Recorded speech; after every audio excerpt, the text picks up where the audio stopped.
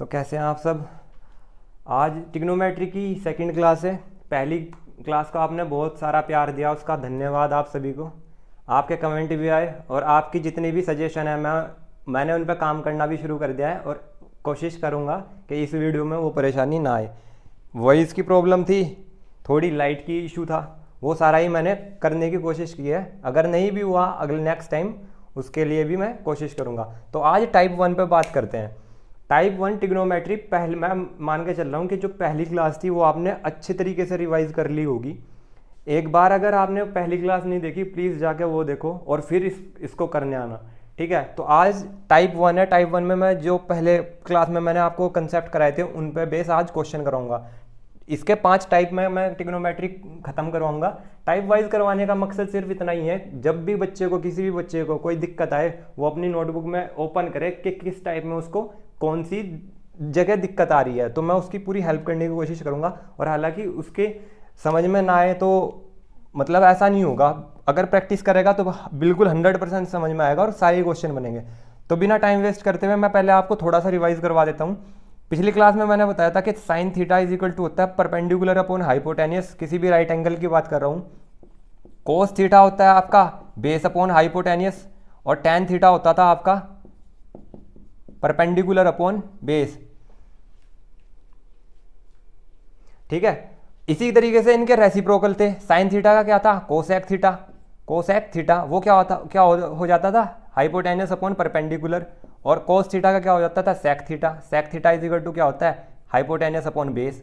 और tan theta का क्या हो जाता था कोट थीटा, कोट थीटा को आप क्या लिखते थे बेस अपॉन परपेंडिकुलर। एक चीज और बताई थी, टेन थीटा को आप sine theta upon cos theta भी लिखते थे और कोट थीटा को cos theta by sine theta. कहीं कैलकुलेशन में अगर दिक्कत हो जाए प्लीज़ माफ़ कर देना, तो मतलब ऐसा ही होता है, कभी कभी हो जाती है, ठीक है। मैं कोशिश करूँगा ना ही गलती हो बट हो जाती है। तो पहला क्वेश्चन शुरू करते हैं। एनसीईआरटी का 8.1 का फर्स्ट क्वेश्चन है। फर्स्ट क्वेश्चन में बोलता है कि in triangle A B C right angle at B, जो कहता है उसी के अकॉर्डिंग एक फिगर बनाते शुरू कर दो और आंसर बहुत जल्दी आएगा। बस इतना ही है कि ढंग से पढ़ना होता है उसको, क्वेश्चन को। एक राइट एंगल ट्रायंगल बना लो, उसने बोला है कि राइट एंगल एट बी, बिल्कुल बहुत अच्छे। उसने कहा A B is equal to 24 centimetre, A B दिख रही है ना 24 सेंटीमीटर, और B C is equal to 7 centimetre, B C is equal to 7 centimetre.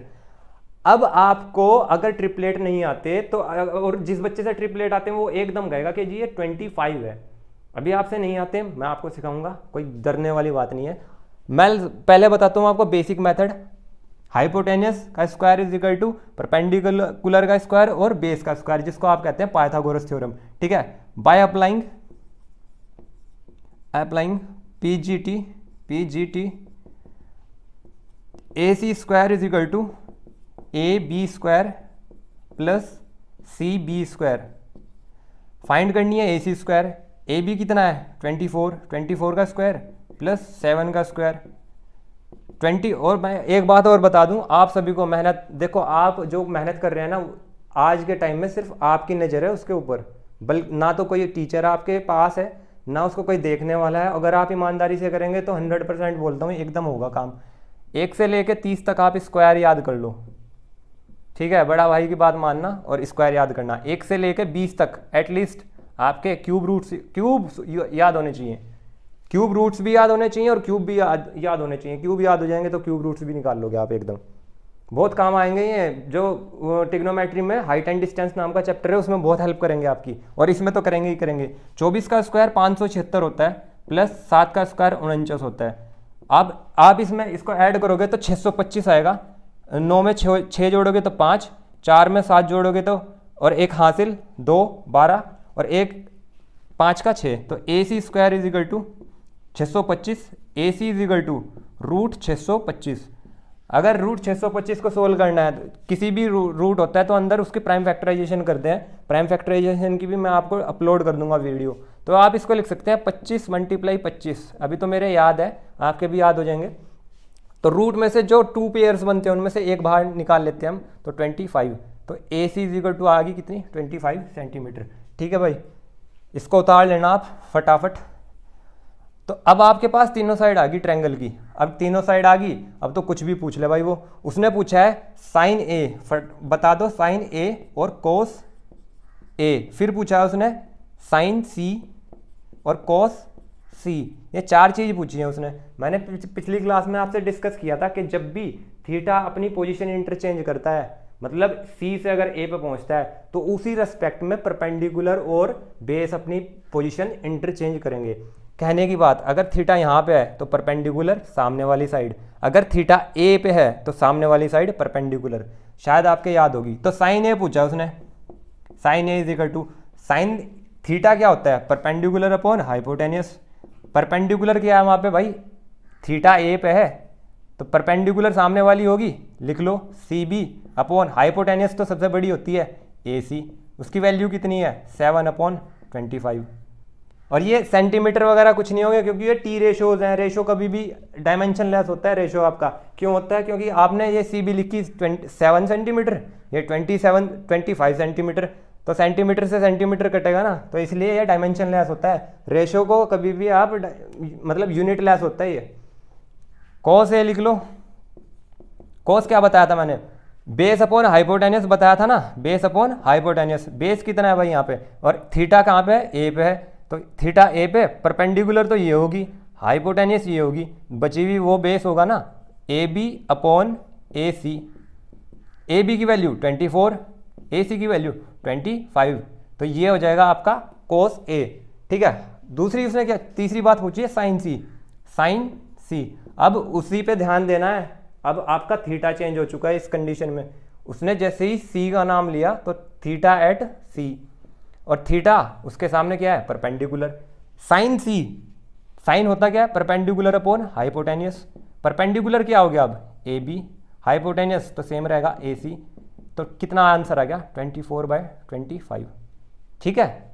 समझ में आ रही होंगी ये बातें। अगर नहीं भी आ रही तो बार बार रिवाइज करो, 10 बार रिवाइज करो, देखते हैं कैसे नहीं होती ट्रिग्नोमेट्री। उसने पूछा है फिर कोस सी। कोस सी, कोस अभी क्या बताया था मैंने बताया था base upon hypotenuse. Base upon hypotenuse, base क्या है यहाँ पे, सी बी। भाई ये तो परपेंडिकुलर होगी, ये हाइपोटेनियस होगी, बची हुई बेस होगी सी बी अपॉन हाइपोटेनियस कितनी है, ए सी, मतलब 7/25। ये काय की वैल्यू आ गई आपकी, ये वैल्यू आ गई आपकी कोस सी की। आने वाले टाइम में वो पूछ ले, बता दो जी tan ए बता दो, tan ए बता दो। tan मैंने आपको बताया हुआ है क्या होता है, परपेंडिकुलर अपॉन बेस, बताया हुआ है ना। परपेंडिकुलर क्या है, ए पे थीटा चला गया, परपेंडिकुलर सामने वाली, मतलब C B upon base A B. कितना हो जाएगा भाई 7/24। हो गया 7/24। मैंने इसको कैलकुलेट करने का एक तरीका और बताया था आपको। क्या मैंने ये नहीं बताया आपको, tan A is equal to होता है साइन ए अपॉन कोस ए, हाँ या ना। साइन ए की वैल्यू कितनी है, अभी अभी जस्ट निकाली 7/25। कोस ए की वैल्यू कितनी है 24/25। समझ में आ रही है बातें, बिल्कुल बेसिक से बता रहा हूँ। इसकी मल्टीप्लाई इससे और नीचे वाले की ऊपर वाले की मल्टीप्लाई नीचे वाले से, क्या हो जाएगा 7/25 अपॉन 24 × 25। 25 कैंसिल बाय 25, आंसर कितना आ गया 7/24। समझ में आया भाई। आप इसको उतारो, 10 बार रिवीजन करो, 20 बार रिवीजन करो, जब तक नहीं होता ना रिवीजन करते रहो भाई, जब ही हो पाएगा काम। ठीक है, समझ रहे हो ना। ठीक है, फटाफट अब करते हैं दूसरा क्वेश्चन। उतार लेना इसको, और अभी मैं होमवर्क भी दे के जाऊँगा आपको। और बहुत अच्छा लगा मुझे, बहुत सारे बच्चों के मैसेज आए भाई, मज़ा आ गया एकदम मैसेज आपके पढ़ के। और सारी समय समय पे सारी बातें करेंगे, चैनल क्यों बनाया, नाम आर्यन 360 क्यों रखा, ठीक है, चेहरा क्यों नहीं दिखाते, सारी बात करेंगे भाई। लेकिन थोड़ा कोर्स होने दो उसके बाद। इस तरह का सेकंड क्वेश्चन है उसने कि फिगर दी हुई है, फिगर के अंदर है P, Q और R। 13 सेंटीमीटर PR दिया हुआ है, 12 सेंटीमीटर दिया हुआ है आपका PQ। उसने पूछा है find the value of tan P minus cot R। ध्यान रखना है आपको इस चीज का कि एंगल कहाँ पे है भाई, बहुत दिक्कत होती है, बहुत गलतियां होती हैं। आप सोचते हो आपका क्वेश्चन सही है, एंगल आप वहीं पे रखते हो, नंबर मिलते हैं 0, और इसी का फायदा उठाता है एग्जामिनर। तो नहीं उठाने देंगे इस बार तो उसे फायदा, ऐसे ही थोड़ा ही उठा लेगा। सबसे पहले देख लो, थर्ड साइड निकाल लो। थर्ड साइड निकाल लोगे, पाइथागोरस लगा दो बाय अप्लाइंग PGT। ठीक है भाई, इसमें हाइपोटेनस क्या आ गया, PR² is equal to PQ² plus QR²। PR कितना है 13, 13 का स्क्वायर 169, PQ का स्क्वायर, PQ कितना है 12 144 प्लस QR, ये तो फाइंड ही करना है, QR²। 169 में से 144 माइनस कर दो, 169 माइनस 144, ये हो जाएगा QR का स्क्वायर। ये आते हैं 169 में से 144 माइनस होंगे 25, QR² is equal to 25, QR is equal to √25। √25 को आप 5 गुणा 5 लिख सकते हैं ना, रूट में से एक बाहर निकाल लो, 5 सेंटीमीटर की वैल्यू क्या आ गई आपकी, QR की वैल्यू आ गई 5 सेंटीमीटर।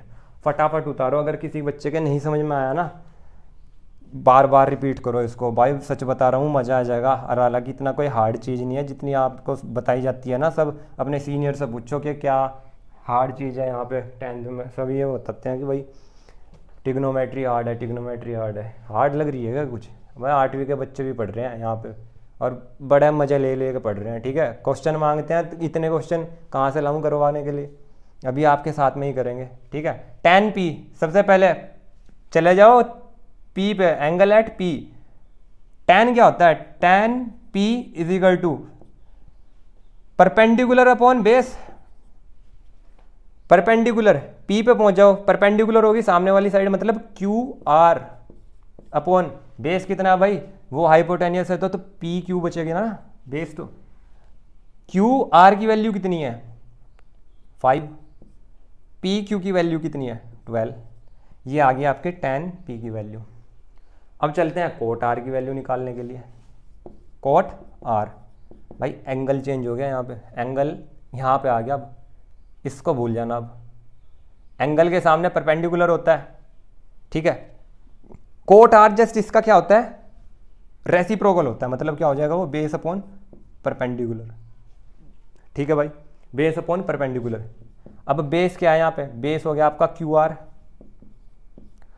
परपेंडिकुलर कितना हो गया आपका PQ, वो कितना है 5/12।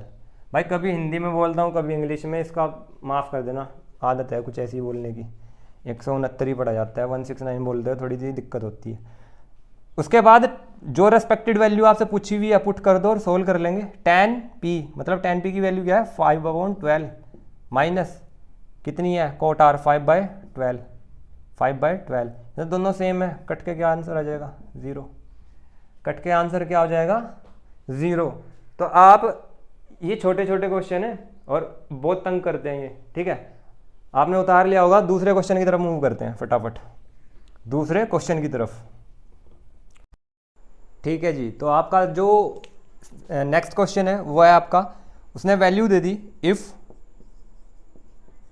sin A is equal to 3/4, फिर पूछ रहा है find cos A and tan A। ठीक है जी, ऐसे क्वेश्चन में करते क्या है, साइन थीटा आप जानते हैं क्या होता है, साइन थीटा होता है परपेंडिकुलर अपॉन हाइपोटेनियस। इसका मतलब जो 3 है ये कितना है परपेंडिकुलर है, और जो 4 है वो हाइपोटेनियस की वैल्यू है। ठीक है, तो मैं ट्रायंगल ड्रॉ करूंगा, राइट एंगल ट्रायंगल, ये मैंने राइट एंगल ट्रायंगल बनाया, उसके अंदर मैंने A को तो यहाँ पे लिया, B को यहाँ पे लिया और C को इस वाले पॉइंट पे लिया। उसके बाद मैंने इनकी रेस्पेक्टिव प्लेस पे इनकी वैल्यू पुट कर दी।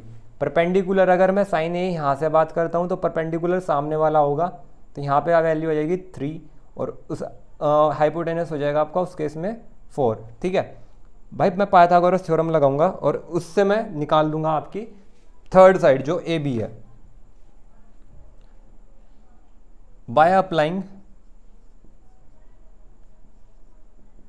P G T,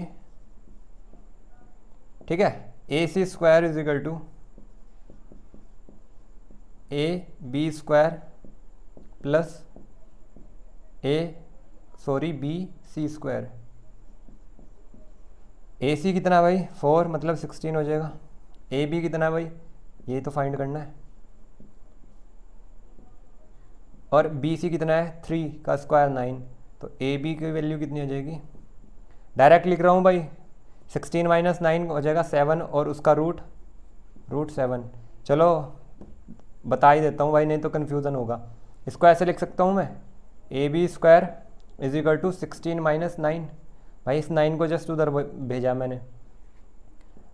A B square is equal to 16 minus 9 7, A B is equal to root of 7, ठीक है।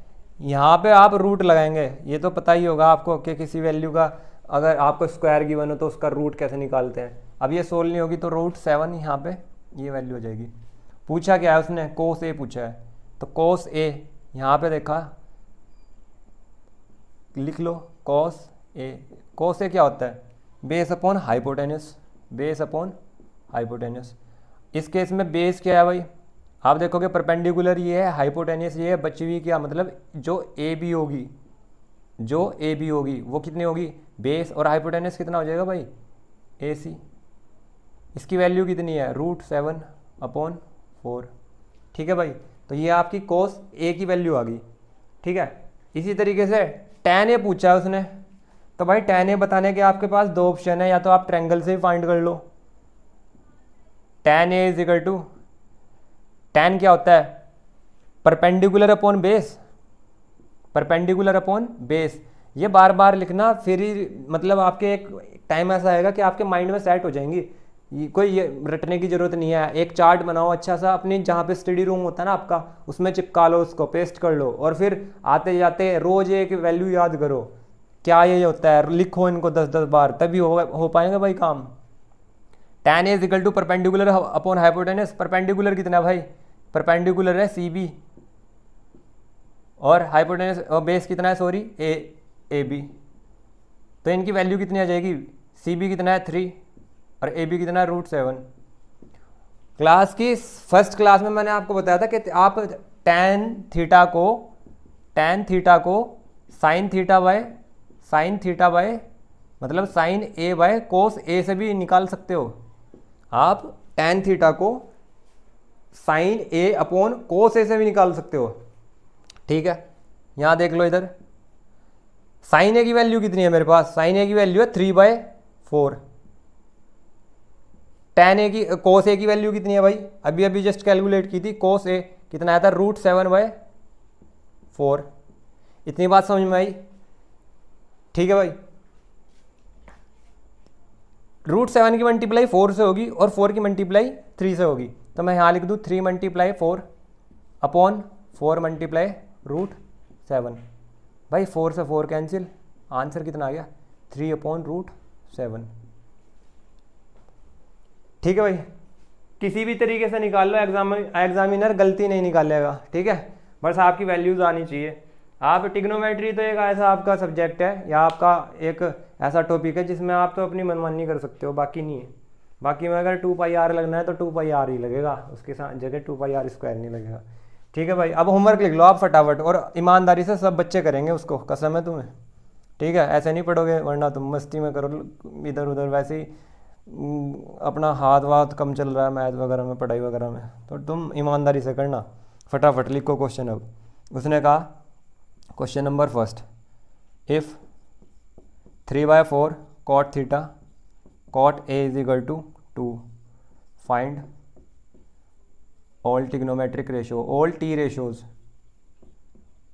Question second, if sec theta is equal to 13/12, find all T ratios, all T ratios, ठीक है भाई। कभी spelling गलत हो जाए तो प्लीज़ माफ़ कर देना। tan थीटा अगर दिया हुआ है, tan theta is equal to √3, find all trigonometric ratios, T ratios, थोड़ा एडजस्ट हैंड राइटिंग से भी कर लेना भाई, समझदार हो वैसे तो आप। उसके बाद साइन सी बताना है, ये साइन सी प्लस कोस ए, ये बताना है आपको।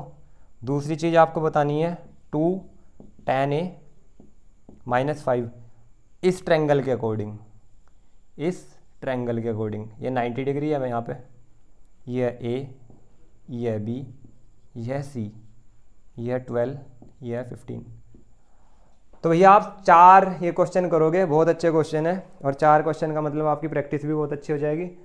और आप अगर किसी को कोई डाउट आता है प्लीज़, दिस इज़ क्या अभी इतना बड़ा अंग्रेज थोड़े, 6397067430, ये मेरा नंबर है भाई। किसी बच्चे को कोई दिक्कत हो तो प्लीज़ आप पूछ सकते हो, व्हाट्सएप कर देना, कोई दिक्कत नहीं होगी। अपनी बुक का कोई क्वेश्चन हो ईमेल आईडी पे मेल कर सकते हो, ठीक है, और डिस्क्रिप्शन में आपको मिल जाएगी। और प्लीज़ मेहनत करना आप, और अगली वीडियो आएगी उसमें थोड़ा सा और पढ़ाना, मैं कोशिश करूँगा कि और प्रैक्टिस कराऊँगा आपके क्वेश्चन की, ठीक है। तो आप ध्यान रखें और पढ़ते रहें आराम से, अपने घर पर रहें, बार बार जाने की कोई ज़रूरत नहीं है। और बस यही कहता हूँ कि मेहनत करो, टाइम बहुत कम है, पेपर एकदम नज़दीक में है, ठीक है। और चलो ठीक है, फिर बंद करते हैं वीडियो को और आप अपने ये सोल्व करो क्वेश्चन। Thank you.